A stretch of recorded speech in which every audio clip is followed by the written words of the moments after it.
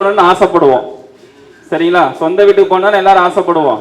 இதுல ஒரு சின்ன உங்களோட வாடிக்கையாளர் உங்களோட லைஃப்ல நீங்க கடைபிடிக்கக்கூடிய விஷயங்களை நான் சொல்றேன். ஃபர்ஸ்ட் இந்த டிப்ஸா, என்னைக்குமே நீங்க வாடகை வீட்டுக்கு போறீங்க அப்படின்னு பாத்தீங்கன்னு வச்சுக்கோங்க, ஃபர்ஸ்ட் நீங்க தேய்பெரில் வாடகை வீட்டுக்கு போங்க, வளர்பெரில போகாதீங்க. அவ்வளவு சீக்கிரம் நீங்க சொந்த வீட்டுக்கு போக முடியும். ஏன்னா தேய்பெரில் வாடகை வீட்டுக்கு போனாதான் வாடகை வீட்டுக்கு போறது தேஞ்சு அடுத்து வளர்பெற வரக்கூடிய சொந்த வீட்டுக்கு நீங்க போக முடியும். சரிங்களா? இன்வைட் பண்ணிக்கலாங்களா? மகிழ்ச்சி. சொந்த வீட்டுக்கு போறதா இருந்ததுன்னா எப்பயுமே தேவேர்ல போகாதீங்க, வளர்பிறையில போங்க. அதுதான் சிறப்பு. சரிங்களா? சரி, அடுத்த டிப்ஸ் நம்ம ஐயா அடுத்து பேசுனதுக்கு அப்புறம் நம்ம அடுத்த தகவல் சொல்லலாம்.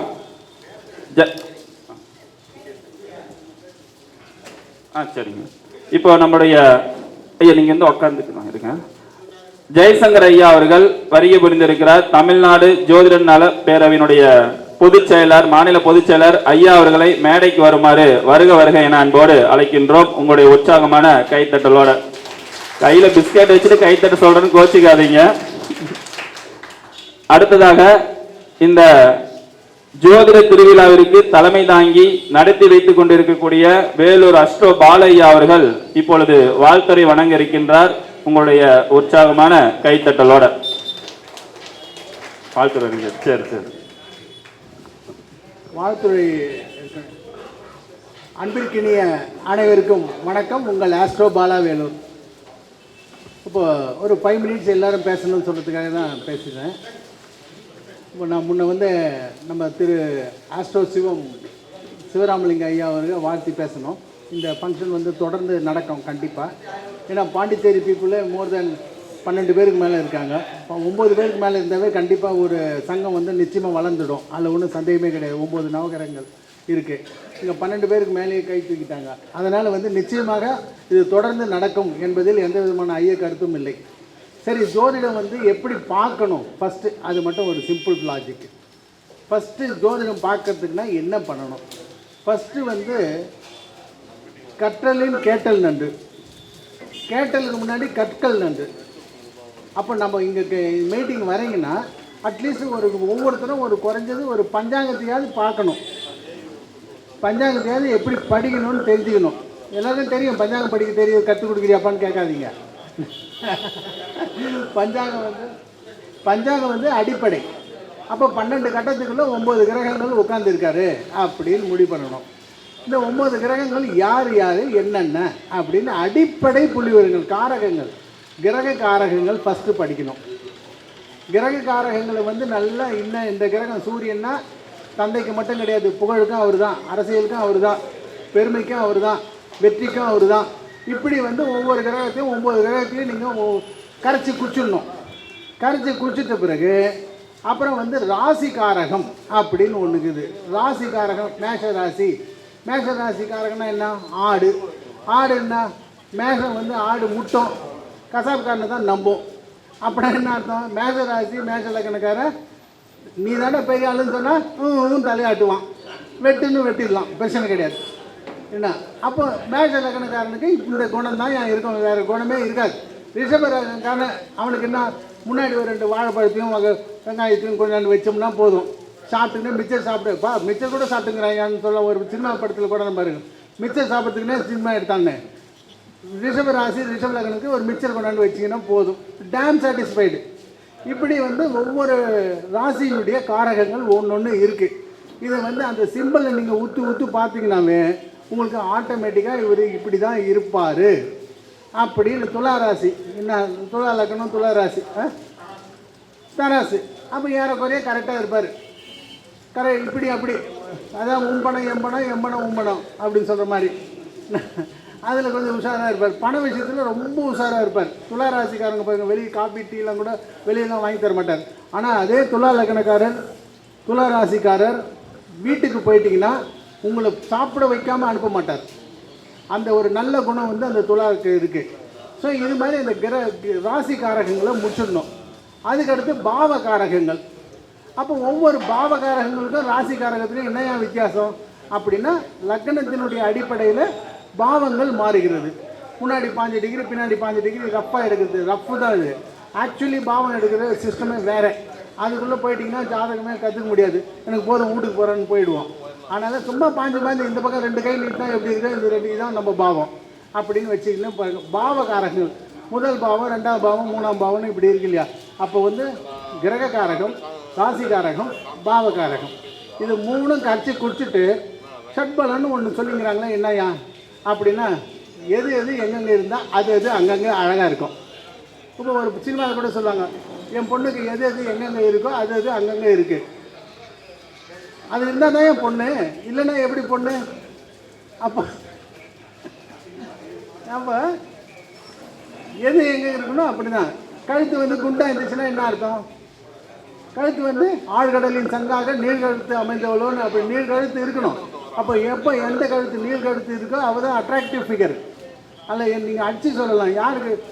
இப்போ கூட ஒரு தலைவர் இன்னொரு தலைவர் சொன்னார், நீ அந்த இடத்த விட்டு வெளியே வந்ததான் நீ உருவிடுவேன்னு. உடனே வந்து பற்றிக்கிச்சு ஒரு வாரத்துலேயே பிரச்சனை, பார்த்துருப்பீங்க பேப்பரில் என்ன. அப்போ ஆழ்கழுத்து நீள்கழுத்து உள்ள பெண்கிட்ட இருந்து தான் அவர் அட்டாச்சு இருந்தார்.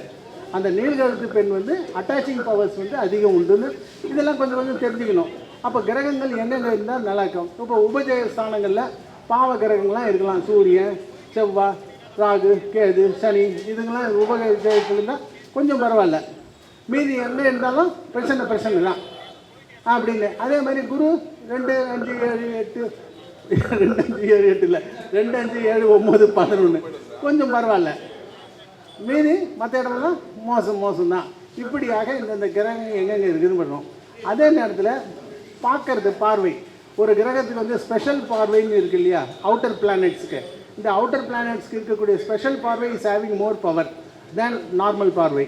அப்போ 7வது பார்வையெல்லாம் வந்து சாதா பார்வை ரெட்ரு எஃபெக்டிவ் இருக்கும், எதிரோட வைப்ரேஷன்ஸ் இருக்கும். ஆனால் பட் 5, 7, 5, 9க்கு வந்து குருக்கு அருமையான பார்வை.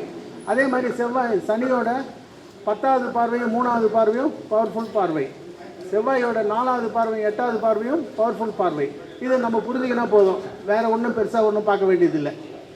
என்ன ரொம்ப டீப்பாக உள்ளே போக வேணாம். அதே மாதிரி காலபலம்னு இருக்குது, பருவத்தை பயிர் செய் அப்படின்னா எந்த நேரத்தில் எது செய்யணும் அப்படின்னு. இப்போ சப்போஸ் தசை நடக்குது, சூரிய தசை நடக்குது, அப்போ என்ன பண்ணோம்? ராத்திரியில் போய் வேலை செஞ்சிங்கன்னா ஒர்க் அவுட் ஆகாது, பகலில் வேலை செய்யணும், பகல் ஒர்க்கு பண்ணோம். சந்திர தசை நடக்குது, நைட் ஷிஃப்ட்டு நீங்களே கேட்டு வாங்கிக்கலாம், நைட் ஷிஃப்ட்டு. புதன் தசை நடக்குது, எப்போ ரொட்டேஷன் நிறைய பண்ணிகிட்டே இருக்கணும். அதே மாதிரி செவ்வாய் தசை நடக்குது, டே டைம் தான் பெஸ்ட்டு, அதுவும் பிஃபோர் சன்ரைஸ் ரொம்ப பவர்ஃபுல்லாக இருக்கும். அப்பப்போ அந்த டைமை நம்ம சூஸ் பண்ணிக்கணும். குரு தசை நடக்குது, மத்தியம காலத்தில் தான் நடக்கும். அப்போ குரு தசை காலையில் 10 மணிக்கு மேலே தான் நான் கொட்டாயை விட்டு எழுந்துக்குவோம். அதே மாதிரி 10 மணிலேருந்து 5 மணிக்குள்ளே தான் ஒர்க் பண்ண முடியும், அதுக்கு மேலே ஒர்க் பண்ண முடியாது. அப்போ தூங்கணும். இதுதான் சும்மா லெத்தார்ஜி கொஞ்சம் அதிகமாக இருக்கும். குரு ரொம்ப புத்திசாலி தான், பட் கூடவே லெத்தார்ஜியும் இருக்கும், லேசினஸ் இருந்துகிட்டே இருக்கும். ஏன்னா எப்பவுமே வந்து சனி கேட்கவே வேணாம், ராத்திரி தான் சனி, கண்ணு முடிச்சுன்னு எல்லாம் தூங்கும்போது தான் வேலை செய்யணும். அப்போ சனி கிரகம் சனி தசை அது மாதிரி நடந்துச்சுன்னா இந்த மாதிரி காலங்களில் நல்லாயிருக்கும். இப்படின்னு நம்மளே ஒரு காலபலத்தை வந்து ஃபிக்ஸ் பண்ணிக்கணும். ஒரு கிரகத்துக்கு காலபலம்னா எப்பவுமே இயற்கை பாவி நைசர்கிக பலம்னு ஒன்று இருக்குது. எப்பவுமே கெட்டவன் தான். அதாவது சுட்டாலும் மேன்மக்கள், சுட்டாலும் நண்டு தான்னு சொல்லுவாங்க, பட்டாலும் மேன்மக்கள் என்னவும் சொல்லுவாங்க, எனக்கு தெரியாது அதெல்லாம். கெட்டாலும் மேன்மக்கள் அதே சேர்ந்து சுட்டாலும் வெண்மை தரும். அதே மாதிரி சுபகிரகங்கள் நைசர்கிக சுபர்கள் அப்படின்னு சொன்னாங்கன்னா கண்டிப்பாக சூப்பர் தான், அதில் எந்த விதமான சந்தேகமே கிடையாது. அப்போ குரு, சுக்கிரன், புதன் இவங்க 3 பேருடைய பார்வை நிச்சயமாக அருமையான பலன் தரும், அதில் எந்த விதமான மாறுபட்ட கருத்தே கிடையாது. அதே மாதிரி சனி என்னதான் லக்னாதிபதியாக இருந்தாலோ, யோகாதிபதியாக இருந்தாலோ, செவ்வாய் லக்னாதிபதியாக இருந்தாலோ, யோகாதிபதியாக இருந்தாலோ அவருடைய பார்வை கண்டிப்பாக டேமேஜ் பண்ணும். யாராக இருந்தாலும் சரி, யோகாதிபதியாக இருந்தால் கூட அவருடைய பார்வை அடின்னு அடிச்சிடும். அப்போ வந்து இயற்கையினுடைய நிலை. இப்போ லக்ன சுபர் லக்ன பாவர்னு சொல்கிறது வந்து தசா காலங்களுக்கு தான் யூஸ் ஆகுமே தவிர ஜென்ரலைஸாக யூஸ் ஆகிறதுக்கு வாய்ப்பே கிடையாது அப்படின்னு நீங்கள் முடிவு பண்ணிக்கணும். அப்போ அதே மாதிரி எப்படி இந்த கிரகங்களை நம்ம ஜென்மஜாதகத்தில் அட்டாச் பண்ணி பார்க்குறோமோ, அதே மாதிரி கோச்சாரத்துலேயும் ஒரு கிரகம் குரு பயிற்சி ஆயிடுச்சா, குரு மே மாதம் பயிற்சி ஆகுப்பா, அப்போது மே 28ஆம் தேதி பயிற்சி ஆகுது, 29ஆம் தேதி கல்யாணம் வச்சிடலாமான்னா சான்ஸே கிடையாது. அப்போ ஒரு குரு பயிற்சி ஆகி 12 மாதம் நிற்குது. முன்னாடி 4 மாதம், பின்னாடி 4 மாதம் விட்டு நடுவில் இருக்கிற 4 மாதம் தான் வேலை செய்யும். அப்போ குரு வந்து அப்போ 4 நடுவில் தான் வேலை செய்யுமே தவிர ஓரத்துலேயோ விளிம்புலையோ வேலை செய்யறதுக்கு வாய்ப்பே கிடையாது. இதே இந்த செவ்வாய் வருது, கோச்சாரத்தில் செவ்வாய் வருதுன்னா எடுத்த உடனே அடிக்கும், பயங்கரமாக அடிக்கும். சூரியன் பயங்கரமாக அடிக்கும், கேது பயங்கரமாக எடுத்த உடனே அடிக்கும். அப்போ பின்னாடி வேலை செய்யுது, முன்னாடி வேலை செய்யுதுன்னு அப்படின்னு இருக்கும். அப்போ ராகு வந்து பின்னாடி வேலை செய்யும், சனி பின்னாடி வேலை செய்யும், கேது முன்னாடி வேலை செய்யும். இப்படி எது முன்னாடி வேலை செய்யும், எது பின்னாடி வேலை செய்யும், எது நடுவில் வேலை செய்யும், இந்த பிளான் பண்ணிட்டீங்கன்னா ரொம்ப பிரமாதமாக ஆட்டோமேட்டிக்காக ஜோசியத்தை உட்காந்த இடத்துல சொல்லிடலாங்க. நன்றி, வணக்கம். உங்கள் ஆஸ்ட்ரோ பாலாவேலு. மற்றவங்க எல்லாரும் பார்க்கணும் இல்லையா, அதுக்கு தான். ஐயா அவர்கள் வந்து ரொம்ப அற்புதமான ஒரு கருத்தை மிக சிறப்பான முறையில் ஐயா அவர்கள் கொடுத்துருக்கிறாரு.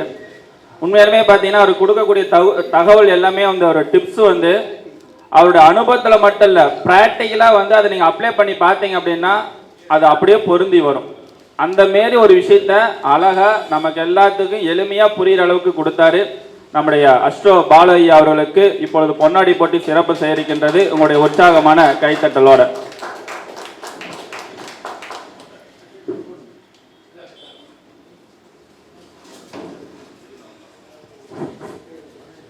கடலூர் சங்கத்தை சேர்ந்த முக்கியஸ்தர்கள் 20வது மேடைக்கு வரும்படி அன்போடு கேட்கிறோம். கடலூர் சங்கத்தினுடைய தலைவர் செயலாளர்கள் சதீஷ் ஐயா வாங்க, மேடைக்கு வாங்க. நிறைய பேர் இருக்கிறீங்க. அதே மாதிரி